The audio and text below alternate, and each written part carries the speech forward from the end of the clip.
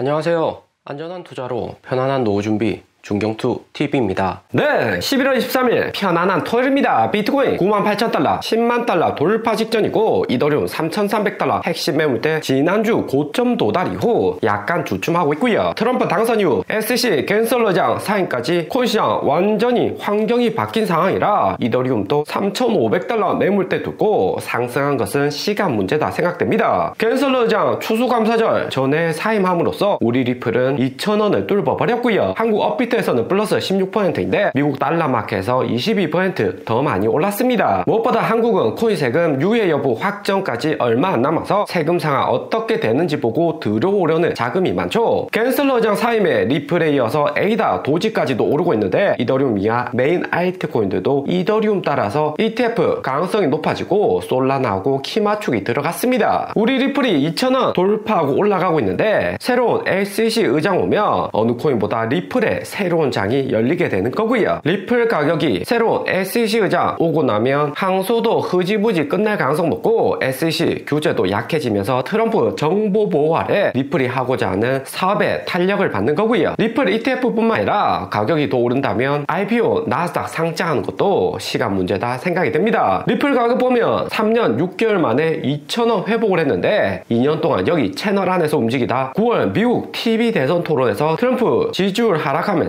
채널 안에서 석 달간 움직였었고요. 트럼프가 만약 당선 안 되면 갠슬러 의장 2026년까지 임기 유지 확정이었고 거기에 갠슬러 투자자 보호 명목으로 알트 규제는 지속을 하는 거였죠. 작년부터 올만하면 코인 회사들 소송 걸었고 투심을 완전히 짓밟아버리는 패턴이었습니다. 리플 가격이 이렇게 2,000원 올랐다는 것은 결코 거품이 아니라 2년 3년 못 찾았던 제자리를 찾아가는 과정이다 볼 수 있고요. 추가 상승이나 변동은 있겠지만 최소한 여기 상승 채널 안으로 들어간 일은 있을 수가 없습니다. 리플이 장기적으로 성장하려면 투자자들도 싹 물갈이가 되어야 되죠. 단기 수익만 노리는 세력들 비중이 줄어들어야 하고 장기적으로 리플이 국제 송금의 메인으로 이용되는 신기술이라는 믿음 많은 장기 투자자 홀더들이 필요합니다. 리플의 시가총액이 2,000원 상승 이후 114조인데 국제 송금과 각종 거래에서 사용되기 시작하면 이더리움 부분까지도 시가총액 상승할 수가 있고요. 비트코인 리플로도 충분히 물품 구매, 코인 거래 가능한데 굳이 리플까지 필요하냐 하실 수 있습니다. 시가총액은 상위권 코인 중에 리플이 수수료 가장 싸고요. 이더리움이 2021년부터 하드포크에서 바꿔놓았지만 여전히 수수료는 비쌉니다. 그래서 이더리움 재단에서는 레이어2 코인 만들어서 폴리곤 샌드박스, 엑시 인피니티 등 다양한 코인을 만들었지만 결국에 중요한 건 거래되는 코인의 시가총액 즉 안정성이고요. 레이어2 코인들도 21년 당장 출시될 때만 가격 펌핑 오고 상승했지만 1년 2년 지나면서 진면목 드러나고 마이너스 99% 폭락이 대부분이었습니다. 즉 이더리움이 아니라 레이어2 코인으로 거래하며 이더리움 교환이 쉽다고는 하지만 이중으로 거래해야 되는 번거로움이 있고 L2 코인들 언제 망할지도 모르는 거고요. 대신 리플처럼 시가총액 100조 넘기면서 수수료 저렴한 코인은 솔라나도 있는데 솔라나는 FTX 파산 이후 신뢰를 한번 잃었던 코인입니다. FTX가 투자자 돌려주려고 보유 솔라나 다 팔고 새로운 세력이 경매에서 매수는 했지만 정말 새로운 세력들이 FTX처럼 영향력 크고 키워줄지는 미지수이고요. 혹시나 사모펀드들처럼 수익만 보고 매도할지도 모르는 거죠. 리플처럼 갈링하우스 CEO 공동창업자 크리스 라슨 같은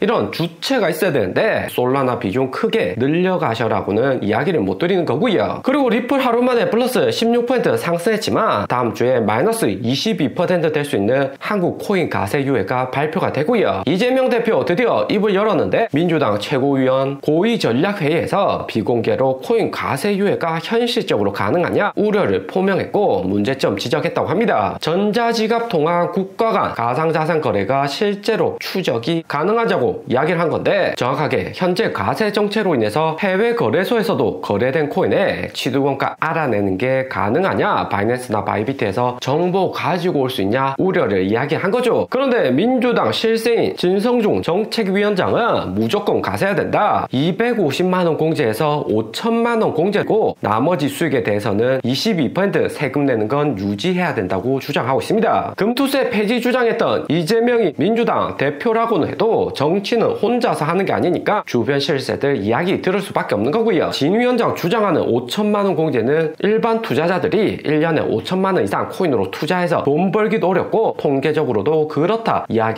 한국 주식 금투세하고도 같은 맥락입니다. 하지만 5천만원, 250만원 상관없이 코인 가세 유예의 핵심은 유예가 없다면 결국 고래들이 100% 업비트 빗썸을 떠난다는 거고요. 과세 공제가 5천만원 아니라 1억, 10억, 100억 넘어가도 고래들 떠나는 것은 매 한 가지입니다. 1억, 2억 투자하는 개인들보다 코인 시장의 리플, 비트코인 가격 결정하는 것은 수백, 수천억 투자하는 고래들이고요. 수천억 투자해서 딸랑 10억 공제 받고 나머지 1000억에 대한 22% 세금 200억을 낸다면 돈 많고 정보력 빠른 세력이라면 한국 시장 떠나서 동남아나 중동 세금 안 내는 국가 찾는 게 더욱 빠릅니다. 해외여행도 저렴하게 쉽게 다녀올 수 있는데 여행 간 김에 현지 세무사나 은행원 찾는 것은 일도 아니죠. 더욱이 한국에서 현금화했다가 금감원 국세청에 걸리는 리스크도 있고 소송까지 가면 세무사, 변호사 수임료에 다 뜯기기 때문에 그럴 바에 해외 루트 찾는 것이 더욱 쌀 수가 있고요. 중동이나 중국 부자들이 영국과 영국 축구에 투자하는 것이 부자들에게 유리하게 자본시장 환경이 만들어져 있기 때문입니다. 부자가 100억, 1000억 이 정도로 돈 많은 게 아니라 1조 단위 넘어가면 사회 발전에도 유리하게 된다는 영국 정부의 생각인 거고요. 개인들이 회사 다닌다고 해서 결코 1조 단위 부자 되는 거 아니고 개인들도 언젠가는 벌 수 있는 100억이나 200억 정도 질투를 하는 거지 1000억, 조 단위 넘어가면 오히려 우리 사회에 투자해주면 더욱 긍정적이겠다 생각을 합니다. 때문에 이런 고래들은 과세 시작하면 5천만원 이상은 확실히 수익 날 수 있기 때문에 업비트, 빗썸, 한국거래소는 무조건 떠나게 되고요. 한국거래소 떠난다면 비트코인, 리플, 도지코인, 에이다 같이 미국계 코인들은 큰 영향은 없겠지만 업비트 내 자코인, 한국의 코인 산업은 완전히 망가지게 돼 있다 볼 수 있습니다. 한국 주식도 500만원만 공제하고 세금 걷겠다고 하니까 외국인들 먼저 빠져나가는 것과 같은 논리인 거고요. 결국에 고래들 빠져나가면 개인들 1억, 2억 투자한다고 해도 얼마 오르지도 않습니다. 얼마 올랐다가 세력들한테 다 털리고 시장은 더욱 치열해지는 거고요. 고래들 빠져나가면 한국 코인 산업이 한국 주식하고 같아지는 거고 결국에는 업비트, 빗썸 거래소도 거래량 하락에 수익도 줄어듭니다. 큰 세력들이 돈을 못 벌면 판교에 있는 코인 개발자 역시 수익성 낮아지니까 다른 분야로 돌아설 수밖에 없는 거고요. 때문에 업비트, 빗썸 이런 코인 세력들이 돈 쓸 때를 정확하게 알고 정치권 실세 제대로 로비를 해야지 코인판이 앞으로 2년 유예하고 2년 뒤 새로운 대선으로 7년은 탄탄하게 성장해 나갈 수 있습니다. 아니면 코스닥, 코스피 꼴라는 것은 순식간이고요. 로비 제대로 해서 세금 문제부터 해결을 해야지 큰손 고래들이 국내 시장에 남아있는 거죠. 고래들 돈 많이 벌어서 일부 정치인이나 개인 투자자들 배아파할 수도 있지만 고래들은 투자금이 크기 때문에 손실도 큽니다. 1000억 투자해서 20%만 마이너스라도 200억이 날아가는 거죠. 거래가 빈번할수록 한두 번의 큰 손실은 반드시 오는 거고 이후에 세금 문제로 고래들 빠져나가면 개인들은 장기적으로 더 큰 손실로 이어질 수가 있고요. 평소 정치 신경도 안 쓰는 투자자들이 이재명, 진성중 이름도 몰라도 코인 경제 우리가 하려는 분야에 잘 모르는 정치인들 개입해서 표심이라도 더 받으려고 이야기를 하니까 분노를 하는 거고요. 민주당 금투세 토론할 때 이분 나이도 많은데 폐지 피켓 들고 시위하는 것 보면 국내에서도 코인 주식 생존형 투자자들이 많습니다. 한국 주식의 경우 50년 이상 역사도 오래되어서 집 팔고 땅 팔아서 주식하는 장기 투자자도 많고요. 하지만 결과 보면 오를만 하면 대주주 대기업들 정보 우위에 있으면서 개인들 다 털어갔고 그나마 저점 방어하려고 하니까 정부가 세금 걷는다고 외국인까지도 다 빠져나가고 있고요. 한국 주식 20년, 30년 장기 투자했다 해서 미국 주식 투자자에 비해서 돈도 못 벌고 적자인 경우 많습니다. 그래도 한국이라는 나라에 대한 애국심으로 자국 주식 매수를 했는데 결국에는 이런 시위나 하고